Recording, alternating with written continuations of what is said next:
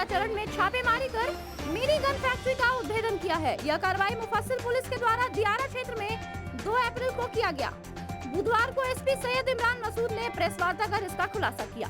छापेमारी में पुलिस के द्वारा 4 बेस मशीन, 2 ड्रिल मशीन, 1 देसी पिस्टल, 1 अर्धनिर्मित पिस्टल, 3 गोली, 2 ड्रिल मशीन, 2 बैरल, 2 खोखा सहित भारी मात्रा में हथियार बनाने का उपकरण बरामद किया। इस मामले में मुफस्सिल थाना क्षेत्र के बनौधा गांव निवासी मोहम्मद औरंगजेब उर्फ चांद, मोहम्मद जहांगीर और शंकरपुर निवासी सनोज यादव को गिरफ्तार कर जेल भेजा गया है। एसपी सैयद इमरान मसूद ने मुफस्सिल थाना में प्रेस कॉन्फ्रेंस के दौरान बताया कि सूचना मिल रही थी कि सीताचरण दियारा इलाके में मिनी गन फैक्ट्री संचालित हो रहा है। इसी सूचना के आधार पर मुफस्सिल थानाध्यक्ष सह प्रशिक्षु एएसपी शैलेंद्र सिंह के नेतृत्व में एक टीम का गठन किया गया।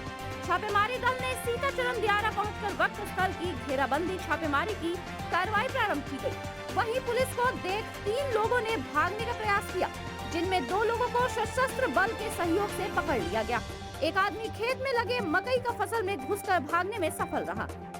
एसपी ने बताया कि सनोज यादव और मितन सिंह द्वारा साझेदारी में काफी दिनों से अवैध हथियार का खरीद बिक्री किया जा रहा था। उन्होंने कहा कि अवैध मिनी गन फैक्ट्री संचालक में संलिप्त फरार अपराधियों की गिरफ्तारी के लिए पुलिस द्वारा छापेमारी की जा रही है। मुंगेर से उत्तम कुमार यादव की रिपोर्ट। रही थी कि मुफस्सिल थाना अंतर्गत सीताचरण दियारा क्षेत्र में अवैध तरीके से मिनी गन फैक्ट्री का संचालन किया जा रहा है और इसी क्रम में हम लोगों ने एसटीएफ की टीम और जिला पुलिस की टीम ने संयुक्त छापामारी किया और वहां से एक मिनी गन फैक्ट्री का उद्भेदन हुआ है, जिसमें 4 बेस मशीन हम लोग ने सीज़ किया है। इसके अलावा 1 अर्धनिर्मित पिस्टल सीज़ किया है, 1 भरा हुआ फिनिश्ड पिस्टल सीज़ किया है, कुछ गोलियां सीज़ की हैं और जितना भी सामान बनाने के लिए उपयोग में आता है वो सब सीज़ किया है। इसी के साथ 2 कारीगर जो कि ऑन द स्पॉट वहाँ पे पकड़ाए हैं, इस सामान के साथ उनको अरेस्ट किया है। एक का नाम है मोहम्मद औरंगजेब और दूसरे का नाम है मोहम्मद जहांगीर, जो कि मुफस्सिल थाना अंतर्गत रहने वाले हैं। इन्हीं की निशानदेही पे इनसे पूछताछ के क्रम में मालूम पड़ा कि कौन इसका हथियार का सप्लाई, इसमें जो कॉन्ट्रैक्ट दिया था इनसे बनवाने का काम कर रहा था, उसमें जो नाम हम लोगों को उन्होंने बताया कि एक सनोज यादव नाम का व्यक्ति है, जो कि मुफस्सिल थाना अंतर्गत का रहने वाला है, जिसका हम लोगों ने उसको वेरीफाई किया। वेरीफाई करने के बाद उसकी भी अरेस्टिंग हुई है और उसने भी अपना जो इसमें संलिप्तता है स्वीकार की है। इसके अलावा जो इसमें महत्वपूर्ण बात है वो ये है कि जो सनोज यादव है, जो कि इस पूरे घटनाक्रम में इसको मास्टरमाइंड था और जो इसने कॉन्ट्रैक्ट दिया हुआ था इसको बनाने का, उसका लंबा चौड़ा आपराधिक इतिहास है। 2009 से ही वो एक्टिव रहा है और जो यहाँ पे AK-47 वाला जो केस हुआ था 2018 में, उसमें भी वो उसकी संलिप्तता आई थी केस में।